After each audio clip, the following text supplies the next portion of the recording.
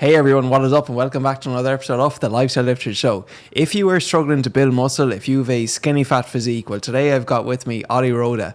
Ollie is an online fitness coach, one of the most in-demand coaches at the moment out there for helping guys build muscle, get leaner and get jacked. So first of all, Ollie, welcome to the show and thank you for being here. Thank you. It's a pleasure to be here. Yeah, awesome, man. So, Ollie, for yourself, you're obviously in great shape now. You've built a lot of muscle, but I'm sure you weren't always. You didn't just come out the womb this way. It was a process. So, what was the moment or the turning point that made you want to actually start working out? You're flattering me, mate. I'm not that good shape. So I started off really skinny myself. Sure. Growing up, I was never that confident. Didn't even really like put my hand up in class, anything like this. Growing up the whole way through school. And it was hard being skinny because I was at an all-boys school. So as you can imagine, you get pushed about kind of playing football and so it kind of knocked my confidence growing up. Okay. And it was only until, I say when I got about to 17, 18, I was like, right, I really want to push this now because I wanted to improve my confidence. Sure. Of course, at that age, you want to start going after girls and things like this. And I just got into it and I got addicted to it. Yeah. When I first got in, I struggled a lot with kind of anxiety. Didn't really like being in there. So I was a skinny kid, thought everyone was looking at me. And I'm assuming you probably felt that yourself when you 100%, first mate. got in. Yeah, that was my segue. Yeah. It was like it came out of insecurity for me. I'll let you keep going though, Ollie. Yeah, no, of course, yeah. So you get in there, you think everyone's looking at you. So when I first got in there, I was probably only going once, twice a week.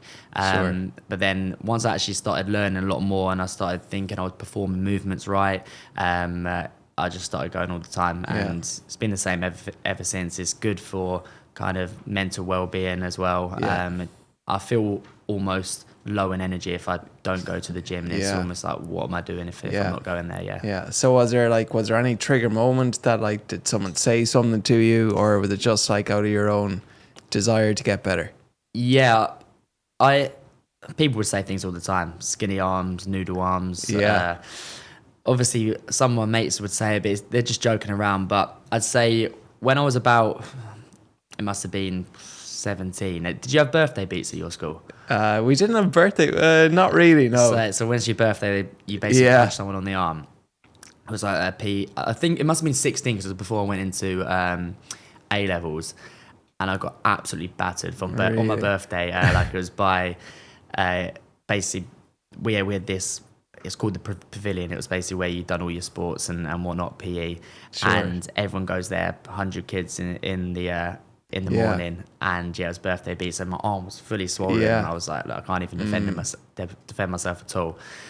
And that's when I thought, like, right, I really want to start hitting the gym here and getting bigger. Yeah, it's interesting. Yeah, so you rewind it back to that moment, and that triggered you to make a change. Yeah. What was your steps to go from even just 0 to 1? So first of all, I signed up to a gym. Yeah. Actually, I don't think I did to begin with. I think I was paying something like, the gym near me was like £3 to go for a session. Okay. So it was perfect. Cheaper than a coffee. Yeah, exactly. Yeah. Although that was a lot at the time. Yeah. I just kind of eased myself in there. Didn't really know what I was doing at all. Started off with machines, as most people do. Would never touch free weights, cables, because I felt awkward even attempting it. And then once I started feeling a bit more confident, what I did myself is went at similar times, because if you're going at similar times, you're seeing the same faces. It's not as if you go in there and you get a kind of a fright with some massive guy you've never seen before. And then I started doing that and just started easing myself in and started going from 1-2 times a week to 3-4 times a week until 5 times a week. That's what I do now, and that's what I've done for years, really. Yeah. And so when you started, then how quickly did you start making progress? To begin with, it wasn't quickly, just because I didn't really know what I was doing. And that's kind of why I went out and done a lot of research myself. Yeah. But then once I actually started learning a lot about the nutrition side of things, then things changed, because say for the first 6 months, I didn't even think about nutrition. Yeah. But then as you know, and I know, nutrition is 70% of the battle. So once I started focusing on that and learning a lot about calories, macros, things changed. So I was trying to pack on size, so I got myself in quite a big surplus. Sure. And then I've been going through different phases throughout in terms of my training throughout the years. Yeah, I guess when you're starting out, it's like nearly anything at all you do, you're going to see benefits from a physique or muscle building standpoint. But obviously, that will level off as time goes on. Yeah. And and then like when did you realize then that okay, you've actually seen the progression in yourself that you wanted to help others? So that was more so after university. So I went to university, fell off a little bit, was drinking as most people do. Okay. And I was a nightmare. I was going out all the time, 3-4 times a week. And I had no kind of purpose whatsoever. It was only until I got to the end of university, and it was around COVID time. And I thought, right, what do I really love doing? I've got my degree, of course. I could go into an office job, but I love fitness, and I started posting a lot about fitness and my transformations. And I didn't think I would get as many messages as I did, but as soon as I started posting my before and afters, because I was ridiculously skinny, so many people were messaging me and asking me tips about training, nutrition, and I was just giving it out for free because I enjoyed doing it. Yeah. And at the time I thought, I've loved talking about this. I love helping people, even for free. And I just thought, right, I'm just going to sack off my degree, as bad as it sounds, and I'm just going to become an in-person PT. Okay. So I went and did my PT qualification, loved it. I was about to actually start on the gym floor. As I was starting on the gym floor, someone reached out to me and said, you'd be really good as an online coach. So I started looking into that. I started doing a lot of courses online, just learning more and more. And then I was like, right, I don't even want to do an in-person I don't want to be an in-person PT, because I started learning that in-person PTs, they're great for people who struggle with motivation, who can't actually push themselves through the session. Whereas I wanted to see great changes. I wanted to produce great transformations, great before and after photos. And that's when online coaching is a lot better, because you're tailoring everything to their lifestyle. You're with them the whole way through. Sure. And I didn't think I could achieve the results I've produced as an in-person PT, and then I went down the online coaching route. Okay, so what are some considerations people should make if they're deciding whether they should hire an in-person or an online coach? I'd say if you really struggle with motivation, have an in-person PT, and I say that to guys on calls, guys I talk to, because, and that's if you struggle with motivation actually through the session. Sure. Because we can't force you to go to the gym. However, if you want to completely transform your physique, an online coach is going to be a lot better for you, mainly due to the fact it's constant kind of accountability, it's constant contact, it's constant updates, where an in-person PT, they've got you for an hour a week and they're not even thinking about what you're doing for the rest of the week. Where online coaching, it's all tailored to kind of the client's lifestyle, but also the nutrition is huge. As I mentioned earlier, 70-80% will come from the nutrition, and you could train harder and better than anyone else in the world. If your nutrition's not in check, you're 100%. Never going to get yourself to where you want to be. Yeah. So you get the best of both. You get the training on nutrition. Yeah, 100%. Yeah. And I think as well, what it does is it will still develop a bit of almost independence, that you can still go to the gym on your own, but you're not just DIYing it. Like you have a plan in place, you're checking in with your coach before the session, after the session. Exactly. But you still have the time freedom to go when you want, where you want, if you're traveling, if you're at home. Whereas I guess sometimes people are like, they're stuck in the PT's hours, whereas with the online, you're essentially, you can go in your own time, even if you don't have access to a gym, you can still do it from your own home gym or 100%, definitely. Yeah. And I work with a lot of business owners myself as well, so it's about factoring into their lifestyle. So exactly. Me and you both know that as business owners, from the moment we wake up to the moment we go to sleep, we're working, and it's hard for us to switch off. Yeah. And I have a lot of guys come to me, business owners, and say, I just can't switch off from work and go into the gym. And I let them know that, because they think in their head that their business is going to go down if they're going to the gym. It's not going to be performing as well as what it was previously. But I've worked with loads and loads of business owners over the last couple of years, and they tell me that their business progresses once they're into their fitness routine. Okay. And me and you know that because of its productivity. You're more energized, you've got better structure, you talk to people better, you're more respected in the 100%. Workplace. And when we say things like this, people think we're just saying it, but it's 100% true. 100%, yeah. And I've actually got a client who I'm going to be doing a podcast with next month. Actually, I think it's in May, and just going over exactly that, because he sent me a voice note saying my business is 3x since I joined you. People respecting me a lot more. So easy talking to customers, and it's amazing. Amazing, man. 100%. Yeah, there's such a correlation with like your mental performance, how you're feeling on a daily basis. When you show up for yourself first and you take care of your physical body, it's like the mind will always follow. 100%, and it's the same for me. If I Same as haven't that. hit a gym session and I just try and work flat out all day, Sure. I'm nowhere near as productive. 100%. Whereas if I hit the gym session, I'm feeling good, the endorphins are flying, I'm like, right, let's do this really, really quick. Whereas it'd probably take me 3 days if I didn't hit the gym. Yeah. So speaking of the gym, what are some of the most like common muscle building mistakes you see guys make? So a lot of guys go into the gym and just target one muscle group at a time, which, well, that actually brings me on to my first point, is that a lot of people don't do what they enjoy. If you're not doing what you're enjoying, you're never going to be consistent. Sure. So you've got to get yourself on a plan you enjoy, you can stay consistent with every single week, because otherwise you'll do 3-4 weeks and fall off. So that's more important. But if you actually want to build muscle mass, I always recommend targeting each muscle group twice a week. Yeah. Just because you're going to get a lot more volume for that muscle group. It's just going to help you in terms of progression. It's going to make things 2 times faster in order for you to achieve your goal. Yeah. But a lot of muscle building mistakes comes back to the nutrition as well. Okay. Because there's not enough protein. Sure. And a lot of guys in my DMs have said, look, I've been training for 3-4 years, I haven't seen any results. And I say, what's your nutrition like? And they say, it's non-existent. Yeah. So, okay. And that kind of explains it. But so what are some of the nutrition mistakes then that you feel a lot of people make? I don't feel like people track calories at all. Yeah. So if you need to lose body fat and lose weight, you need to be in a calorie deficit. And I have so many guys come to me who have far too much body fat. Sure. And they say, I need to build muscle, like I need to go into a bulk. And I'm sure you've had that as well. Yeah, you have to earn the right to get there. Yeah, and I say, look, you've got to get lean. You've got to get down to 10, 12%. If you're 10, 12% body fat, if you're anything above 15% body fat, agreed, you need to strip that right down. Yeah. But a lot of people just don't have the right, they've got the right vision, but it's not the right strategy there. Sure. And it's not their fault. They've never been taught. And that's where we come in and give them the direction.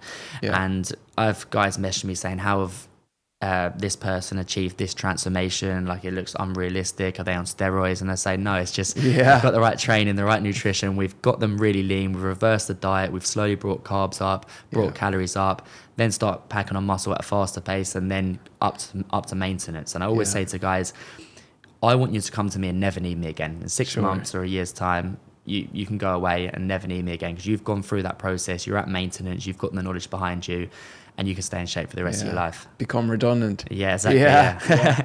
Okay, so speaking of training then, so what are some training principles then that you yourself abide by or you coach your clients on? So training with intensity is the most important factor, because so many people go through the motions. They half-heart their exercise. They might be doing the right exercises. They might be performing them with perfect form. But if you're not training with the right intensity, you're never going to build that muscle. And I always say, if you're doing 10 reps to failure, the only ones you're going to build muscle from is rep 8, 9, 10.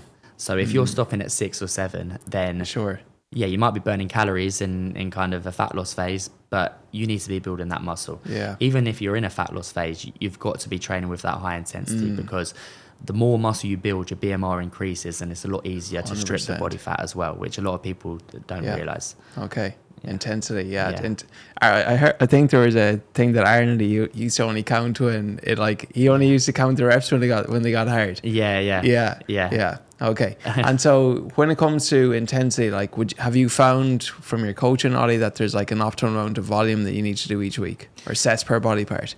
So kind of 10 to 20. That's what I'd recommend. But it also depends on your routine and what you can get in, really. Because I feel like that's where so many people go wrong, is they'll say, right, suddenly I want to get into a fitness routine. I want to change my physique, and then set themselves 6 days a week in the gym for 2 hours 2 hours ago, and then 2 weeks go by, 3 weeks go by, and and they're not consistent at all. Yeah, so it's like it's what you're able to recover from almost that you can always build up. Yeah, I think a lot of people, they just try do too much too soon and leads to injury. It's like it's always better just to start less and build up rather than have to actually subtract because you're just not able to actually recover from it. Yeah, definitely. And I've got guys training 3 times a week, 40-minute sessions, and they're crushing it. Yeah. So because they've got the nutrition in place Sure. and it fits their structure, it fits their lifestyle. Yeah, brilliant. Okay. So if you had to pick 10 exercises to build a lean athletic physique, what would they be and why? Oh, that's good. So you need a bit of cardio in there. I always implement incline walking just because it's low intensity, steady state cardio. Yep. And that's what a lot of people do with fat loss as well. They'll go and jump on a 40-minute run or at the end of their sessions where that you just can't stay consistent with that over time. Incline walking allows you to burn the calories. So it's going to push you further into the deficit, but it's not going to be too high intensity where you're going to cheat on your diet. Yeah. So a lot of people will do a 40-minute run, 50-minute run, go away and have 2,000 calories. I burned 750 calories, so I shall eat all those back. Yeah. Exactly. So, and I say to them, you're best off of not have done the run and then not eat all that food. So that's one. Okay. So we have one bit of cardio. You need your heavy compound lifts, the likes of your pressing movements. I'd put a dumbbell press in there. Yep. Alongside an incline press. Okay, so a flat dumbbell and also an incline dumbbell. Flat dumbbell, incline dumbbell. Okay. The thing is, people get to focus on the exact exercise, but you could do a flat dumbbell press or you could do a flat press machine. But I'd choose those two as opposed to a flat bench press. Okay. Just because you want, to build your chest, you want it to be converging towards the midline of your body, whereas a flat bench press, you're almost driving outwards. But that brings me back onto intensity, is that although some exercises are more optimal than others, it's all about the intensity you train at, because you can build more muscle doing a flat bench press than a dumbbell press if you're training with more intensity. Okay. But yeah, we've got flat dumbbell press, we've got incline dumbbell press, just because they're two movements I really enjoy, and I enjoy progressing on them. And if you enjoy progressing on them, you're going to progressively overload more, you're going to build more muscle. Good. I like a chest supported T-bar row. Yeah, brilliant. So that's to build your kind of mid to upper back, flaring your elbows out, pulling past your body. I'd have a lat movement, so probably a neutral grip lat pull down, because with a wide grip, you're almost hitting your mid to upper back, really, because you're flaring your elbows out, you're pulling past your body, as you know yourself, where with kind of a neutral grip, you can actually drive your elbows towards your hips, and that's going to target more of your lats, which is going to give you that wide look. So that's up to 5. A lateral raise, 100%. Lateral raise machine, or so underrated. Yeah, I love a lateral raise machine or a cable lateral raise. Yeah, I'd opt in for them as opposed to dumbbells, because it's just a better profile for your side delt. The resistance, okay. Resistance, yeah. We're at 6, so what are your final 4? Let's go. And then shoulder press and movement. Yeah. Because that's just because I love it. You need a squat in there, so I'd go for hack squat myself. Okay. Barbell squat, of course, is really good, but I feel like so many people hate leg day. Everyone comes to me and says, oh yeah, I haven't trained legs for 3 years. Yeah. So you want to choose. It's a bit cruel, yeah. Yeah, definitely. So you need to choose a leg workout you actually enjoy. I think hack squat is more enjoyable than a barbell squat personally. So I'd get that in there. And then, so we've got, I need a couple of arm movements. Arm movements, my go-to, tricep extension. With a dual rope, because it allows you full range of motion. Otherwise, you're a bit locked in. You can't get the full range of motion. Elbows back, shoulders and elbows in the same position. Sure. So a tricep extension, and then probably a preacher curl machine. I'd go for. Okay. I think that adds up to 10. I don't know. That's very upper body dominant, Ollie. Ollie obviously skips the legs, so does he? Yeah. You do your legs once a year, yeah. That's legs in Christmas Day. Okay, so speaking of, so there's some of the upper body. When it comes to nutrition, should guys who want to, so going back to your transformation journey, if someone is a bit skinny, they want to gain a bit of muscle, should they dirty bulk? They shouldn't dirty bulk at all. One, because if you're in too high of a calorie surplus, you're going to put on too much body fat throughout that journey. Yeah. And dirty bulking is probably going to put you in too high of a calorie surplus. If you're gaining weight, gaining muscle, 200 to 300 calorie surplus is perfect. Yeah. So 200 to 300 calories above your maintenance. That's going to give you that more energy to train hard, progress on your lifts, and then you're going to build that muscle, but you're going to maintain the good composition. Sure. And then you're going to get to a point where you've got a lot more muscle mass, but you've still got that lean, defined look. You might go into a bit of a mini cut at the end of it. Yeah. Whereas if you dirty bulk, you're going to gain a lot of body fat. Yeah. Once you go into your cut, you're going to actually lose muscle probably because you've got too much body fat and it's hard to navigate. So that's one reason I wouldn't dirty bulk, but also energy levels. If you're dirty bulking, you're having 100%. loads of fatty foods, it's going to be so much harder for you to train hard in your sessions and actually progress on your lifts and build the muscle. But also it's just way of life as well. You don't want to be crashing at 3-4 p.m. And that's what a lot of the guys I work with say. I work with a lot of guys in their 30s, 40s, 50s, and they say, oh, I'm good in the morning. I hit the gym. It gets to 3, 4, 5 p.m. and I just crash out. And that is the nutrition. It's what you're eating, what you're putting in your body. Yeah. It's like you're just like, it's like a lazy way of just like giving yourself an excuse to eat more food. It's like you don't need 1,000 calorie surplus and drink a gallon of milk a day. It's like you just need to be consistent. And I have some people as well who say, so I actually work with a lot of fat loss clients now. I'd say 95% of the guys I work with are fat loss, wanting to lose the weight, get them lean, reverse the diet and build the muscle as well. But when I first got into it, I was working with a lot of guys trying to bulk up, pack on size, and guys would come to me and say, I'm on 5,000 calories, but I'm not gaining any weight. Yeah. And I'd say to them, you're not. You're not on 5,000 calories, Yeah, because I think what people do is they're in a quite a big calorie surplus of 500 or so, but then it gets to one day where they will be nowhere near it. And then that damages your progress for the whole week.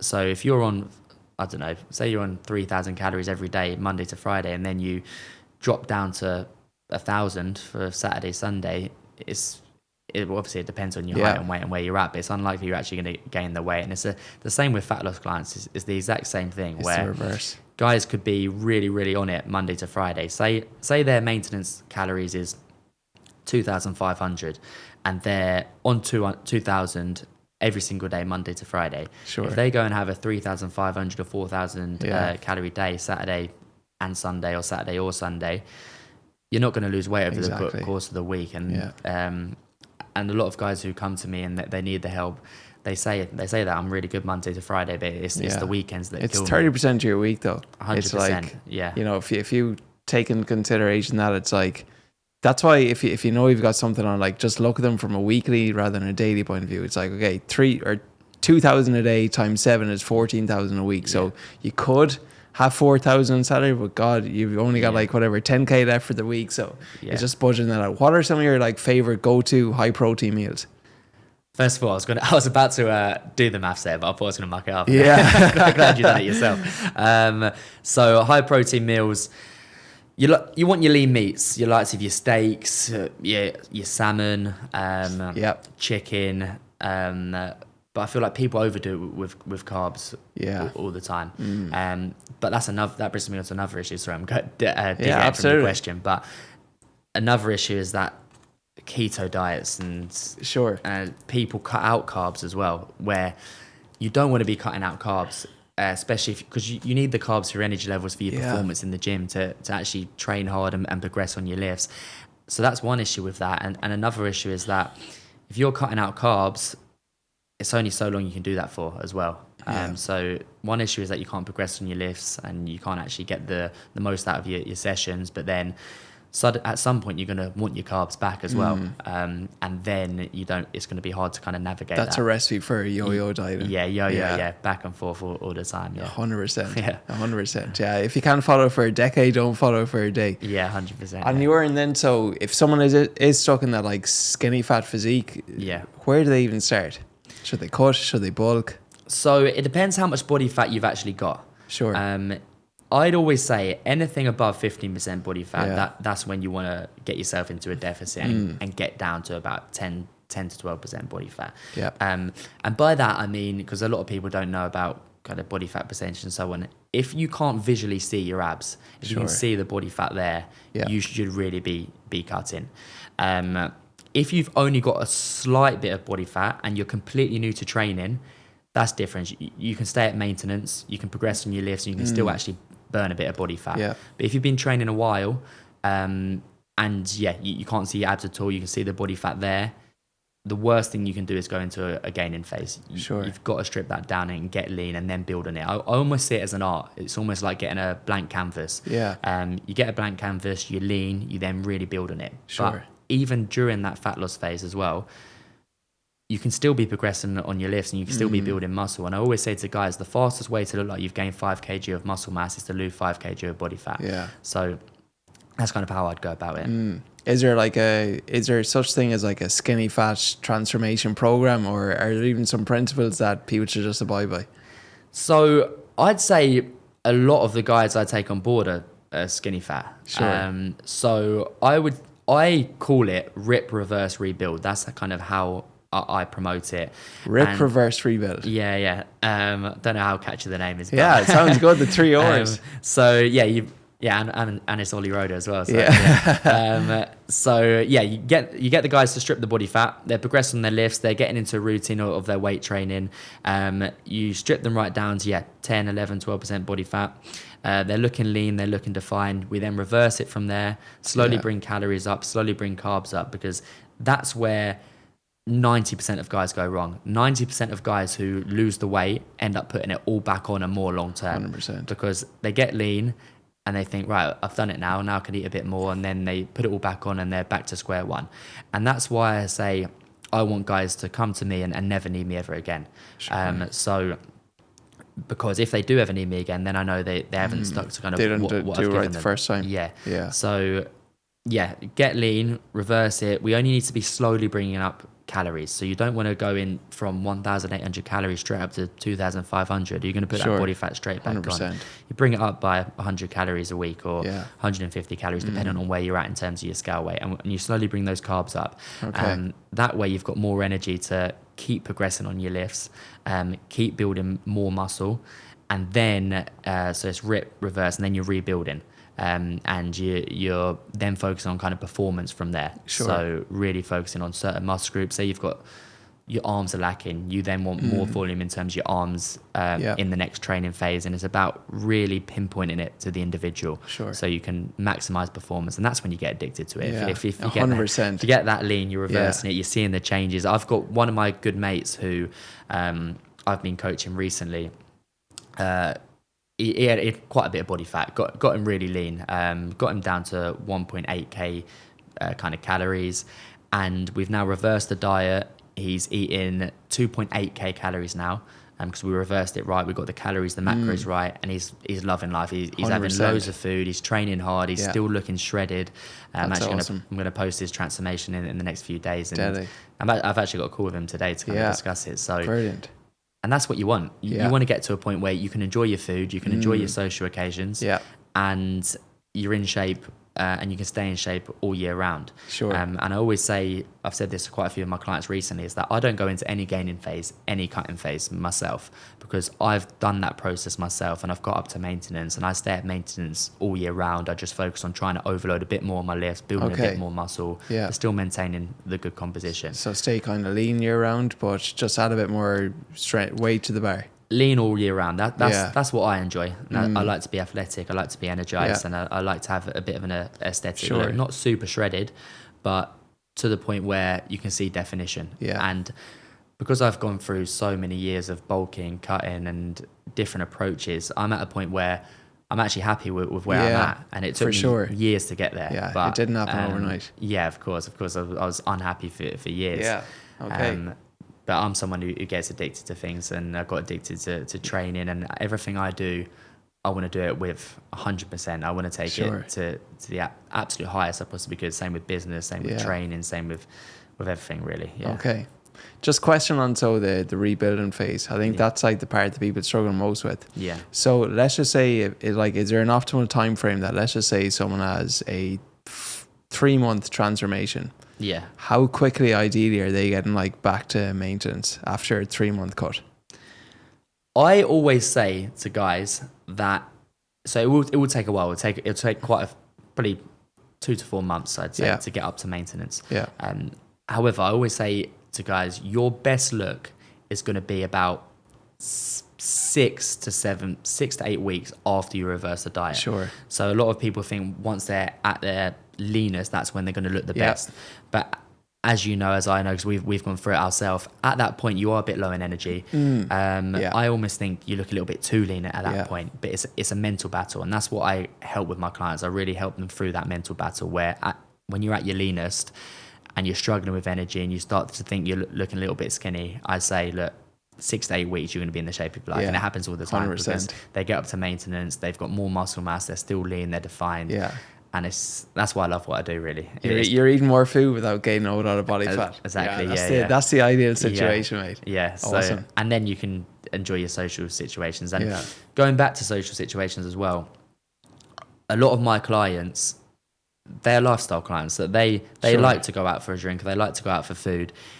And people think, and people have said to me in DMs before, I can't get in shape because I like a beer, or I can't get in shape because I like to go out with the missus. And you can do that. Actually, one of my other mates, because I coach quite a few of my friends at the moment, and one of my other friends, he got shredded, really, really shredded, really good transformation, built a lot of muscle. He went out drinking 6 weekends straight. And this isn't just a couple of drinks. I know him well. He would have been obliterated. But we planned around it, and you can bank calories. You can take calories off leading up to it. He knows the exact calories he's got in the bank. He knows what he's drinking. I give him advice on what he should be eating. I get him to send me menus. And if you plan around it, you can go out and you can have a good lifestyle. And you can still get yourself in great shape. And that's what I try and promote myself, because I'll try and post on my Instagram when I'm eating out, having a burger or having a pizza, having the drink. I like a drink myself. What's your approach to that? So, like, how do you personally balance the fitness with the lifestyle? So, in terms of the nutrition, or in terms of... Yeah, I'd say more so the nutrition side. Yeah, so in terms of nutrition, I like to eat out on a Saturday, every Saturday. So I plan around it myself. At the moment, I'm not tracking calories myself, but for years I did, of course. But what I would do for a client is, I have clients on training day calories, rest day calories. Sure. If you know you want to overconsume on a Saturday, you want to be on rest day calories Monday to Friday. Say it's a 200 difference. It depends how much they're training, but they could have an extra kind of 600 calories in the bank to overconsume.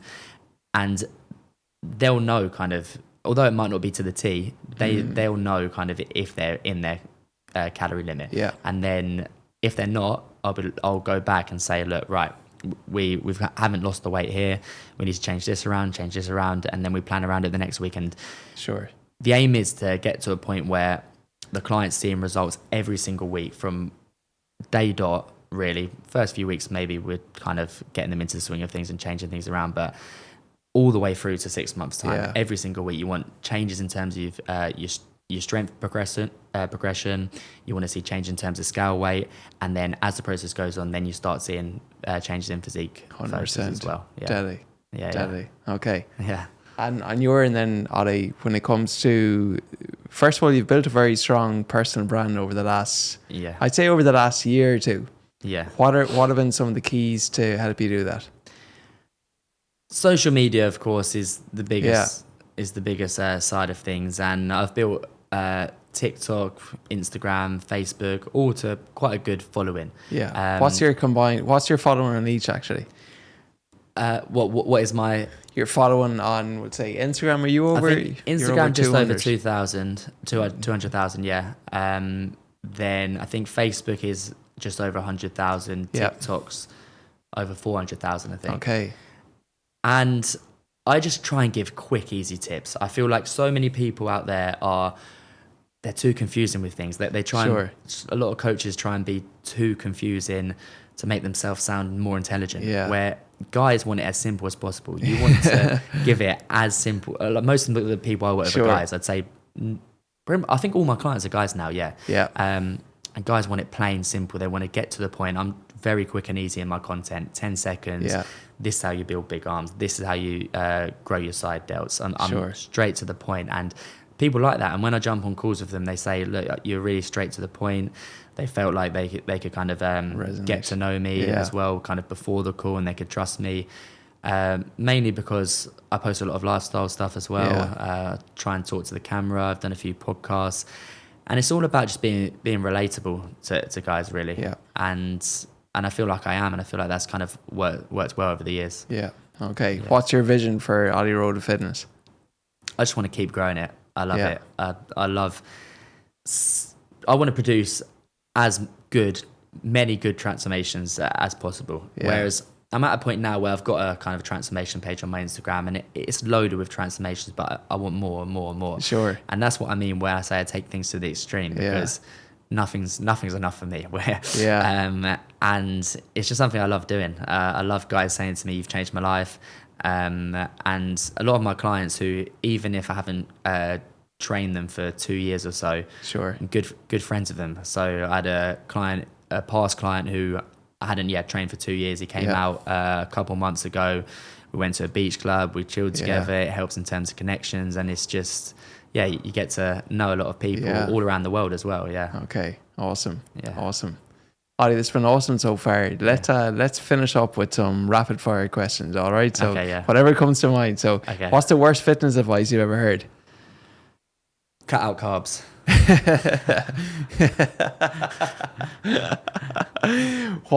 What's one new habit you've implemented in the last 6 months? What's what? One new habit you've implemented in the last 6 months. Started tracking my time. Interesting. Yeah. What should I learn from that? That so many people say they don't have time, but they do. It's all about priorities, and many people faff around doing nothing. Yeah. Whereas you're probably the same. I'm itching when I feel like I'm not productive. I'm 100%. Pacing up and down around my house. Like, my flat. Sorry, thinking, what should I be doing? Yeah, like, I need to be doing something. You feel insecure nearly. Yeah, and I feel like so many people use time as an excuse for not achieving goals or achieving success. But time's not an issue. No. Yeah, I started tracking my time too. When Azri said that, it's like And then what I do now is I highlight like any red areas of like, okay, you wasted 20 minutes cooking your own food, and you can just hire someone to do that for you. It's amazing though, man, how much time you actually waste on things you're not aware of until you become conscious of it. I think in respect though, it's like when you're tracking your calories, it brings that awareness too that, God, I didn't realize there's so many calories in this, and your time is the exact same. It's like when you become aware that, okay, you actually do have the time to go to the gym 1 hour a day because you spent an hour, doing this or scrolling or watching TikTok, Netflix. Exactly. If you go back to give advice to your younger self, Ollie, what advice would you give? I would say take action. Yeah, okay. For so long growing up, this was in my younger years, but I'd say, I need to get into the gym. I need to do this. Sure. And I'd just keep pushing it back. I'd say once I actually improved my confidence, I'd say once I got to about 20, I'd improved a lot in terms of my confidence. I was happy in myself where I wasn't beforehand. Good. And at that point, everything I thought of, I'd take action. And that's the same with my career, same with fitness. As soon as I think of something, straight away, I'm implementing it. And this is why people aren't successful in whatever they do, because they're so hesitant to do something. They think, what if it goes wrong? But what if it does go wrong? What's the worst thing that could happen? Sure. If you implement everything you think of and that you want to do, you're going to be successful. And even if you're not successful, you learn a lesson from it. And that's the biggest advice I'd give. That's good. That's good. Take action. Okay, second last one. Ollie, what are some things you believe that most people think are crazy? In terms of fitness or in terms of life, fitness, general? Anything that comes to mind? Similar to what I mentioned there, I think taking risks. People think taking risks is scary, really scary, and it's crazy. And I don't think it is crazy, especially in your younger years. For example, since I became confident at 20 odd, I've taken risks, and some haven't gone well. Business hasn't gone well, but it was a big risk to come to Dubai. I left my family, and it was hard. But then I came here, and I was like, this is the best thing ever. It's your environment. Like when you surround yourself with the right people, it's going to keep pushing you and keep pushing you to achieve bigger things. So I'd say, people think taking risks is crazy, but I actually think it's more crazy being comfortable and staying where you are. Yeah. What's the cost of inaction, of not making that change? It's everything. Yeah. Okay. Before we ask the final question, first of all, Ollie, I want to acknowledge you. Been an awesome podcast. Dropping some value bombs there. Yeah. So for anyone who wants to learn more about your coaching, what you offer, where's the best place to send them, Ollie? I'd say to my Instagram, probably best because that's where I engage with people. So Ollie Rhoda, quite simple, OLLIE. Hard to miss him with 200k. I'll post your IG links in the show notes. Cheers, and because this is the Lifestyle Lifters show, what is your definition of living a successful life? You've got to be working towards something. You've got to have a purpose. Yeah. If you're sat there with no purpose and you don't know what you're working towards, you'll be miserable. Sure. So you've got to be working towards something. You need good people around you and a good environment. I'd say they're the three main things. So work towards something, have good people around you, and have a good environment. Yeah, of 100%. course. Because that's I've said this before in another podcast, and so many people have said it before, is that you're the average of the 5 people you hang around with, and that's probably my favorite quote because there's nothing more true than that. If you are hanging around with 5 losers who want to go out drinking every single weekend, sure, you're never going to achieve what you want to be. Whereas as soon as you surround yourself, I've realized that even more when coming out here. As soon as I surround myself with some of the best coaches in the industry, sure, I'm learning, and everyone pushes each other on. So if a coach who maybe isn't in the position I'm in comes to me, I want to give them as much information. I want to see them succeed. Sure. And I've realized coming to Dubai, everyone wants to see each other succeed, and it's really nice. It comes back to you too. Yeah, definitely. It comes back. Yeah, people want to help each other. And 100%. Same with me and you, same with everyone. We've kind of met out here. So yeah, it's nice. Yeah, awesome. Ollie Rhoda, thank you very much. That's been amazing. It's been a pleasure. Perfect, brother. Legend. Boom. There we go.